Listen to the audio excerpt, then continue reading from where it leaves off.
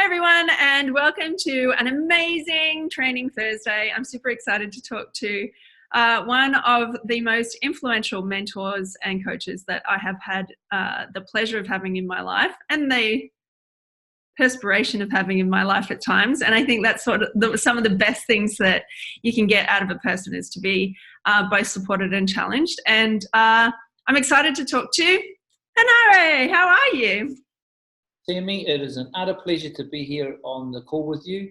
Over all the years of coaching people and being with people, you consistently have shown over the years what it takes to step up. You've taken the knocks and you've continued to grow. And the communities of people you're now helping in the health and well-being industry it's just lovely to see. So thank you for having me. Thanks, Hans. All right, so we're having a chat today because, I've been really wondering about the state of our profession, the health and healing profession. I serve thousands of healers, and 96% of them are women. And it's been an interesting dance over the past couple of years to see how a new emerging type of leadership is starting to come through in our profession, and some of the stuff that holds us back. And I knew that you are a man of lots of wisdom and skills and talents. And I'm lucky enough to be speaking at the conference that you are a massive proponent and supporter of, which is coming up only next month here on the Gold Coast. I can't wait. So I wanted to have a chat about what some of the things that stand in the way of women actually stepping up and getting into leading their lives, let alone leading in business, let alone leading in a profession, and being up there. Look at that in a little slightly different way to what we're used to. Yeah, well, like you said, 96% of the people, not only in your business, but in the world now, you look at Michelle Obama, Malala, you look everywhere in Women Are Rising. And I'm going to use a quote that Dalai Lama said. He said that a Western woman will save the world, and we see it coming through. We see women who usually have a great, more emotional understanding of who they are than men, starting to lead in all sorts of areas. We have Marianne Williamson, one of the big spiritual teachers, going into politics. It's like a full 180 degree or 360 degree shift in how the world is calling forth the feminine in new and different ways. So to see that in one generation from the 70s, which I was born, to the 80s, which I saw women massively suppressed, including my people in my community in New Zealand, to see it shift within a couple of decades is strangely wonderful. And I have had to learn as a father of a 17-year-old daughter, a husband married to Kate. We've been together 15 years, and a 12-year-old son. My own internal transitions as quite a powerful alpha male, shifting into being a co-facilitator, and sometimes in the back seat of things, to have my beautiful wife really shine in ways I never ever considered her to be. So it's been a wonderful transition, and I look forward to with and seeing you and other women at this event really showcase the skill sets that you have, showcase the healing that you're bringing, and hopefully many of us men will jump on the bandwagon and learn to coexist in this new, like, equality, real equality now, not just hearsay, but where women there's really even keel, or even on some levels even more powerful than what men are presenting in the world. Yeah, it's a special time. And it is a really special time.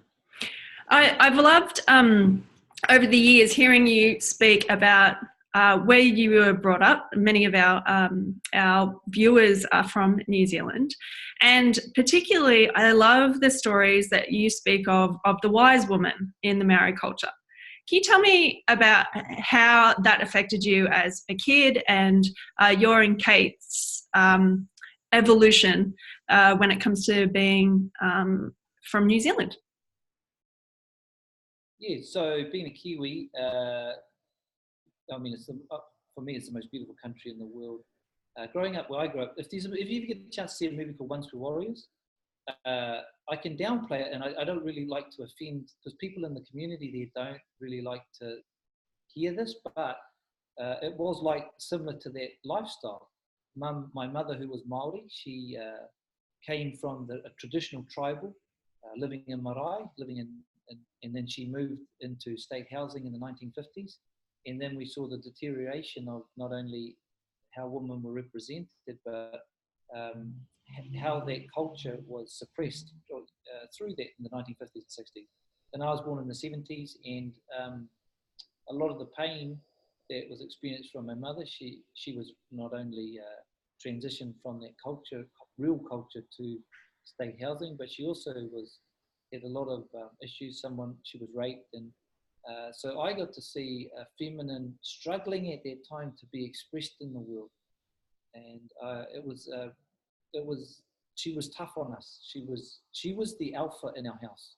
So my mother and a lot of Māori women are really strong like that, and I got to see strength from her, but also harshness from her. But it was good to see it from the feminine, not just from the masculine as well. Bringing that then into relationship with me and Kate has always been a struggle, because having that strong influence as a male man, but being really resentful about how my mum treated me as a kid, then translated into a relationship where, in my mind, I wouldn't be told what any woman was going to tell me to do. So then I get with a headstrong woman who was with a man who she said in her mind, I will never let a man tell me what to do. So we had these two big energy systems where I wasn't going to be told from a woman what to do, and she wasn't going to be told from a man. And we've had to negotiate and learn how to really live together over the past 15 years in a way that has us thrive and grow. And we didn't start out that way. We started out at the opposite end of very, like, kids butting all the time. And actually, if I'm really truthful, Kate has headbutted me a couple of times. She's literally taken that step back and thought, I'm not dealing with this man in front of me who's manipulating me in words. I'm going to really show him. And she's hit me, which is really showing the showcase of a relationship at the time, and me not retaliating back.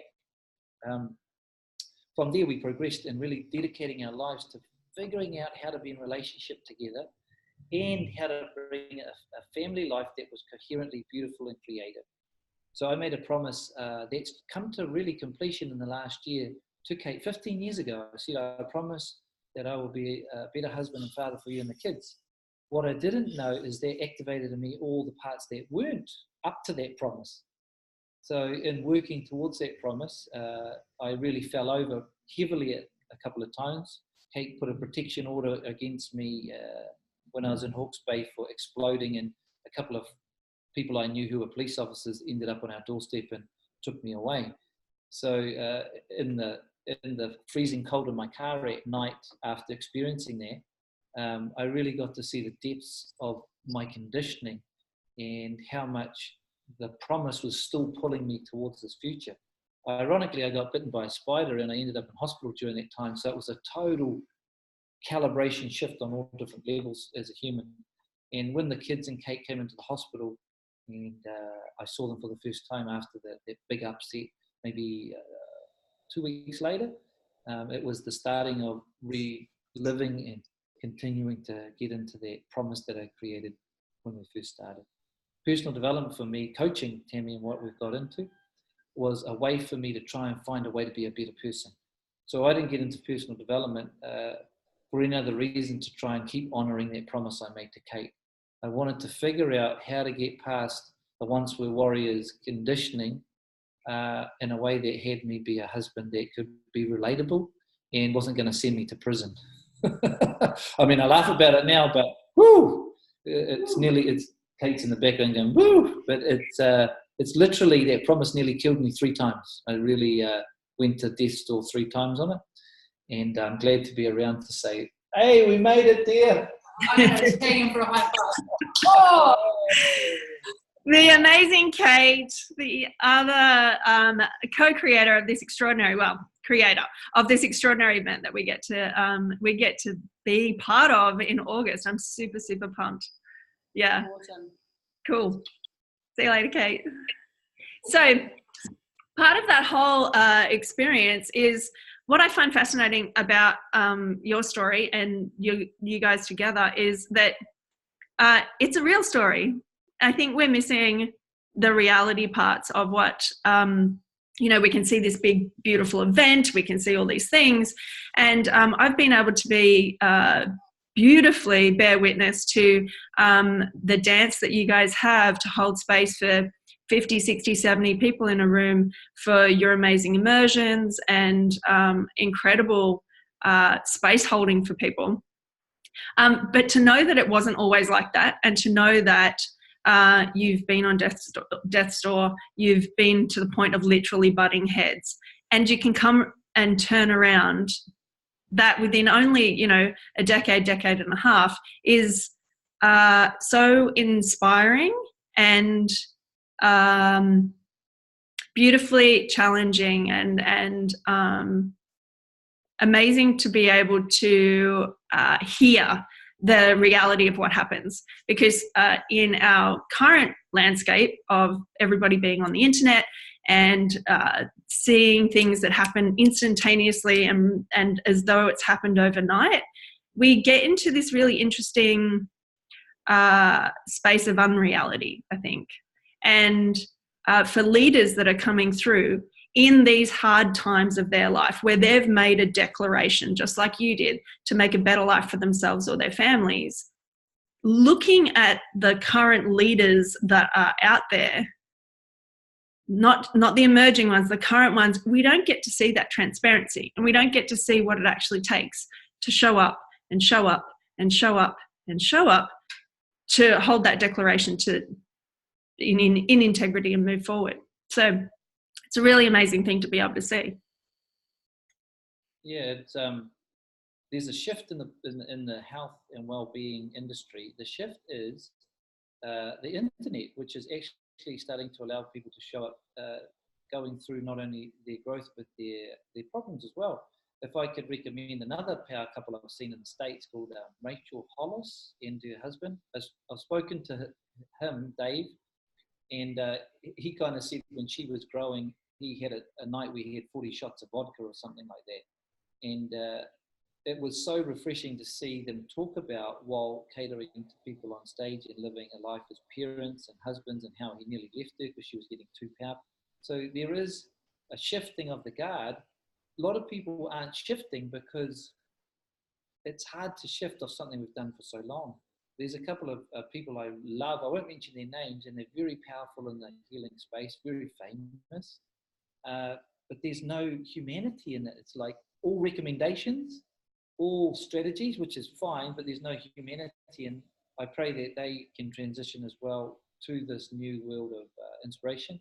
I mean, you wouldn't say that one of the women who's coming to She, Constance Hall, who is kind of like a polarizing figure. I mean, you either love her or you hate her, but she doesn't compromise who she is for anybody because she's authentically being herself. That can be quite polarizing some people if they don't like how she's representing herself.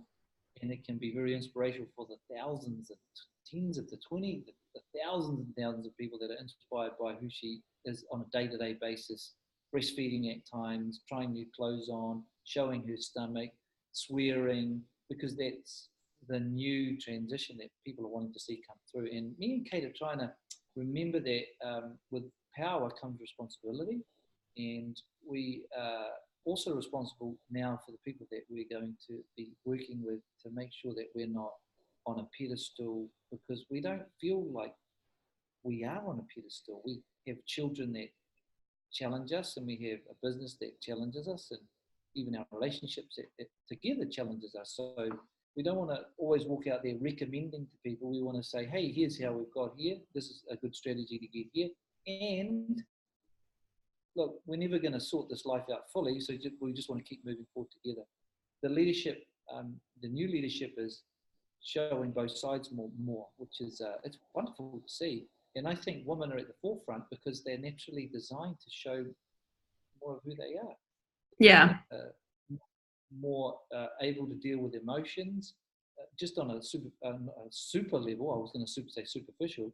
Women birth life. They give men a part of it, but they bring life into the world, and that I don't think anything more powerful than that gift that can be given to the world. And then now we're seeing women not only be able to not just birth children, but birth ideas and creativity and groups and stand up and help people. So I'm slowly, I must say I'm one of the slow ones, learning to really try and get into this flow of femininity. I'm more of a stand for the Wonder Woman type feminine, who is what we talked about before, the kuia. If I could say the kuia is like Wonder Woman. She doesn't mind. Sex is no problem in any area, and she can do that, but she can also say no very strongly. If she needs to, she can redirect the masculine in powerful ways, either in words or in actions. She would be the Malala in this world. She would be the Michelle Obamas. She would be the Marianne Williamsons. All these women that are just like when you're with them, you sense this sense of power coming through them. Presence and creation, yeah. Yeah, so I'm learning slowly, which I'm glad to do because I'm a very, very strong alpha man, and it's slow. So creation-wise, I mean, we've got so many magical healers and incredible empaths. You talked a lot about emotion and how women are sense or sensitive to emotion. And I know you are quite sensitive to energy and emotion as well. How, like, just from a practical aspect for our healers and the people that are listening, that are there one-on-one with clients every day, but then have to go into this whole different space around what do I do around business and all of these other kind of ways of being that they have to bring on board in leading their lives or leading their businesses. Is there, I mean, you've interviewed hundreds, between you and Kate, you've interviewed hundreds of the world's extraordinary leaders. You've also trained with these extraordinary personal development leaders. What is something that stands out for you for these incredible empathic healers with all these magic creative capabilities that holds them in a different frame to create the business that they would like to see in the world? Yeah, so empaths usually are global thinkers. They think big because chunking down restricts their energy flow. I mean, why would I go into the statistics of my business growth when I'm really wanting to help and energize people around me? So that's where empaths get stuck. They either don't get someone around them that holds them or helps them hold accountable to the statistical nature of their business, because business is not only the big thinking mind, it is also all the fine chunks. So what I've learned over the years as a big thinker is never to compromise by big thinking or my open energy, is to bring someone on that has the skill sets to fine tune it, like a guitar. Like you have to at times fine tune it to get back to those beautiful notes. So why, and we can actually, and what goes against our empathy is that when we chunk it down, we can feel a level of frustration because our brains don't want to get these fine details. But it's in the fine details that hold us accountable to our empathy towards others, and especially business growth. I would recommend to all business owners, like what I do and what we've done with Kate and people that have this open energy, is over time is gracefully get them to see and simply write down the things that they can see statistically that are going to move the needle for them day after day. If you're not able to put down accountability to the amount of clients you're wanting to create or have created, then you'll never be accountable to what Alan Watts calls the prickly nature of life. I love it. He says you need the gooey, which is the big thinking. You need the wonderful open expression energy, but you also need the prickly. Gooey and prickly calls it. You need the prickles, which is the fine chunks. It's kind of like the best way to explain it to empaths is you need the day and the night. You may not like the night because it's dark and it could be scary, but you need that because to be in the day is not sustainable for a human being. So Yep. in business, it's then finding if I really resisting the accountability of the idea of my business growing and find chunks, then you find someone to hold you accountable because there's going to be resistance coming up around it, or you get somebody that can actually do that for you. Yep, definitely. Yeah, because the hardest thing, and even we have one of our team members now, and she's been sending me ideas around growth. And every time I ask her, I have to ask her 4 times before we get down to the detail. Now, the reason why I have to ask her 4 times before we get around to the detail is because the mind doesn't want to go there, be accountable for those fine chunks, because we don't, there's no inspiration in the zeros and ones and the dots and the commas and all of that. There's no inspiration. We want to go empathy, high energy, or grounded presence. But unless you put that into your business model, you're rejecting spiritually the prickly side of life, the night side of life. Yeah. And you can actually restrict your growth if you're not putting in those like fine chunk statistical things. Gold nugget. Yeah. We call that practical spirituality. And I can, if spiritual people sit in front of me and talk to me about this, it's easy to bring these conversations in if they start to see that both sides of life can offer things that can help us, even if we don't want the other side. It's still meant to be there to help us. Absolutely. And they help both sides. So being an empath, sitting in front of people, being able to express that gift of empathy, you still need the person to sit in front of you. And so to be able to do that, you do have to go to the prickly side of how do I get the data and the details to get that person to sit in front of me. Yeah. There's no business in the world that doesn't have the prickly in it that's not successful. So it's like making loads of money means you're going to make loads of taxes, but that's okay because you've made loads of money. Here's the gooey bit and here's the prickly bit that goes with it. There's always going to be that in all aspects of business. Yeah. Amen.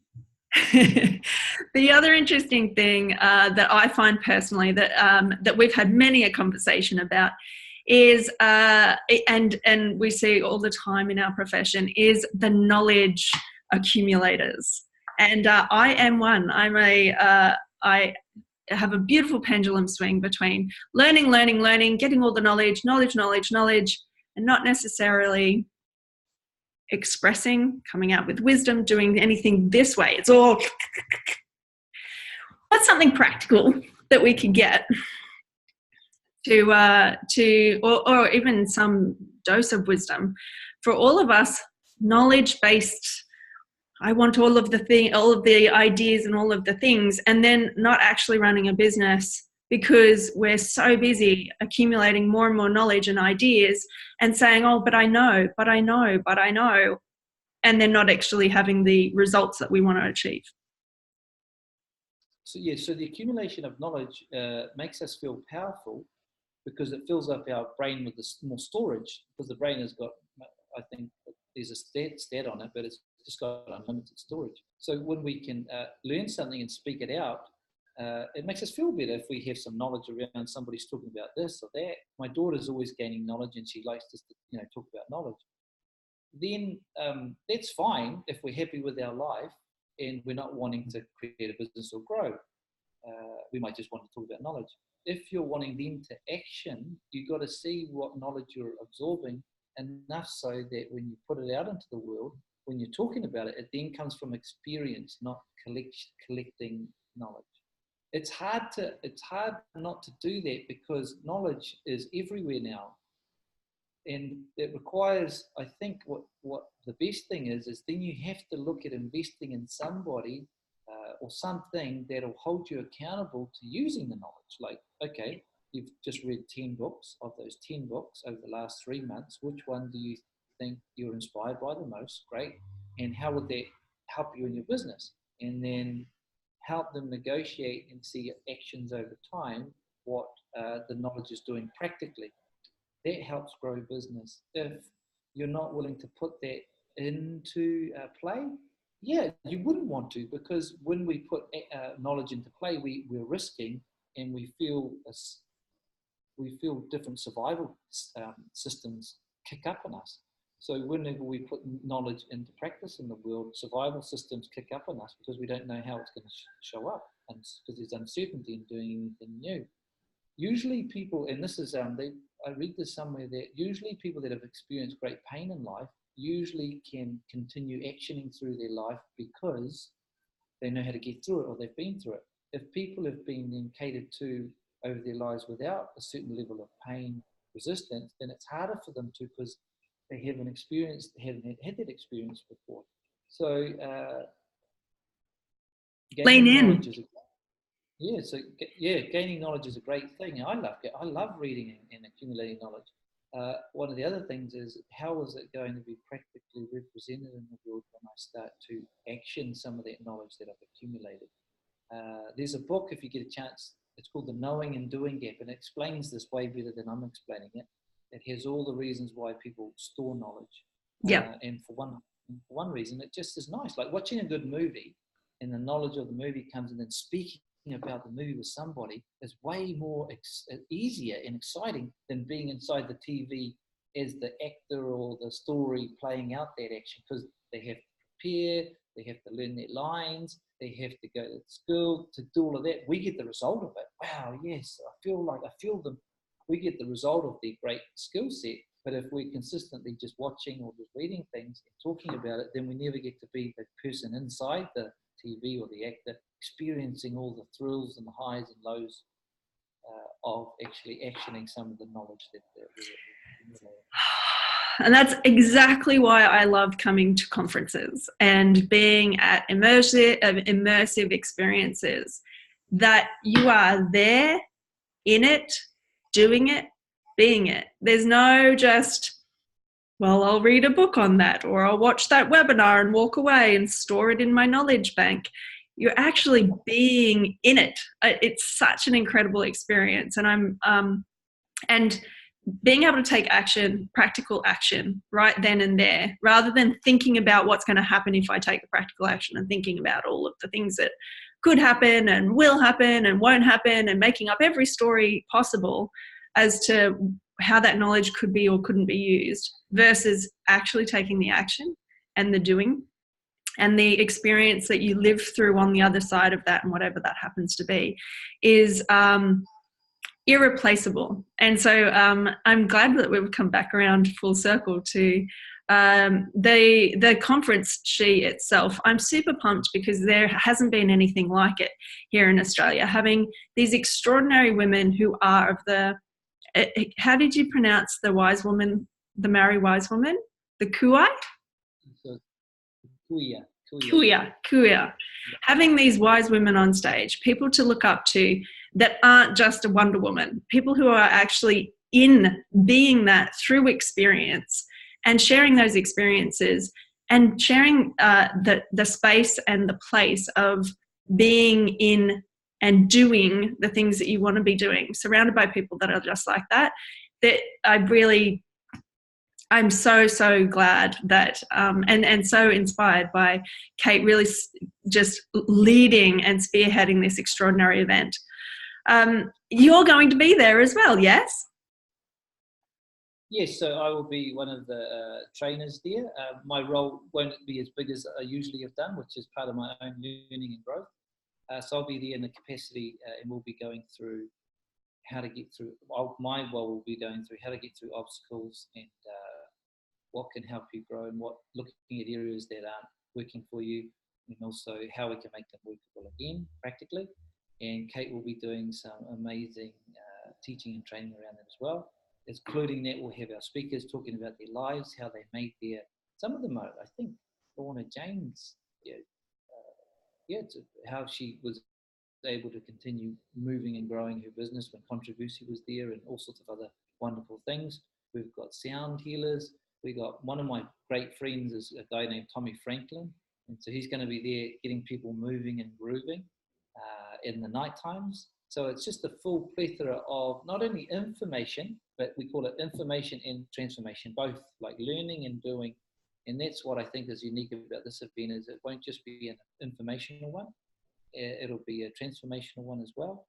And what I've learned in the last maybe year or so is bringing a gentle skill set from the masculine to the feminine in a way that is not too scary and sort of helps people move through shifts in a more coherent and beautiful flow. And I'm excited to be part of that. Yeah, because I'll just tell a story, because a while back Tony Robbins was actually blown away in a seminar with 10,000 people. A woman stood up and she said, "Look, matey, I don't agree with you." And she basically, her conviction and her energy coming through was so powerful, it blew him out of the water. It went viral on the internet, and then she was on TV shows everywhere else. And everyone was inspired because he was off base with her. And it was nice to see the vulnerability of a powerful man succumb to a very beautiful place that the woman was coming to. And on the other side of that, someone said contact Henare, because he's similar in a similar way. And so she contacted me, but she sort of was talking with me in the same vein as Tony. What I wanted to say is, my daughter was molested by her music coach. My mother was raped, and Kate was abused. So, and then my mother really tortured us as kids. So I've been able to see the effects of that alpha on the feminine as well. I'm not coming from just like, hey, I don't know what I'm talking about. I've actually seen the effects of how the masculine has treated, as well as myself. I've actually seen it in my home. So I'm excited to be with a lot of these women and try and figure out, while I'm up there, how to be strong and gentle at the same time, and helping people get through shifts that they need to go through without, as you know before, and my style has been very confronting. So I'm a little bit nervous actually in how I'm going to bring this new training to people in a new way that really acknowledges them for being on this path of being human. And Tammy, I want to thank you, because you're very strong, and to be able to take that level of coaching that I went with you on and that you went through, every time I see you, I think you're now creating your own events, and there was amazing. I saw it was just amazing, and the relationship with your extended family, children, stepchildren, husband. So I wanted to acknowledge you as being a kuia, because I know that you're strong, and in certain areas of personal life, and that you enjoy your life immensely, and you have fun, and you're also able to lead people. So I'm actually looking at a kuia in front of me, and so thank you for continuing to show us men what it's like for beautiful and powerful women to step up consistently, because it's a wonderful thing to see. That's beautiful. Thank you. Thank you very, very much.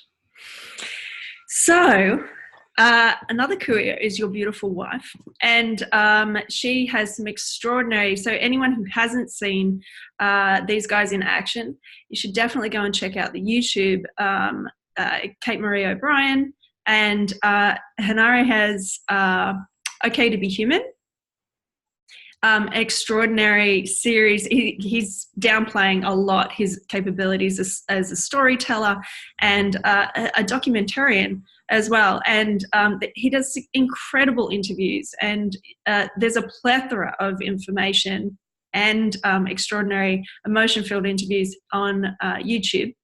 And if people are looking forward to joining this event, because I am super pumped, and I don't think any woman in the healing industry should miss out on it. It's extraordinary.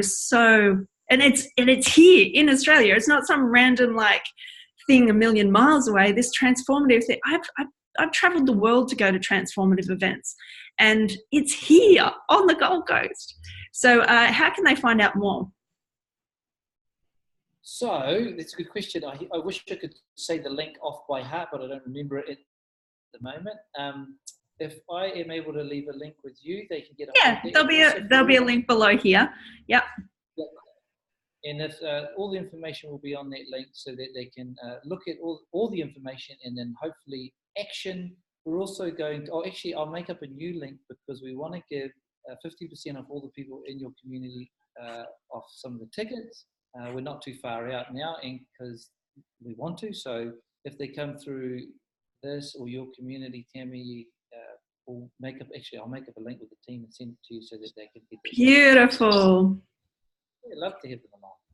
That is so exciting. So you hear that, Naturepreneurs? We are so blessed. Thank you so very, very much, Hen. And I am so grateful for both you and Kate existing in this world and creating and continuing to evolve and being leaders in evolving what leadership looks like, evolving what dynamics of masculine and feminine look like, and bringing it, not just keeping it for yourselves, but sharing it with exponentially more people. And I'm super pumped that our community can come along. Thank you so very, very much. We're looking forward to seeing all the healers at the event, and you too, Tammy. Remember that Tammy will be there speaking as one of our breakout speakers about what we didn't hear about is all your skills and what you bring to the healing space. So make sure that you come and listen to our wonderful teacher here as well, speak the wisdom that she has attained over time. Thanks again.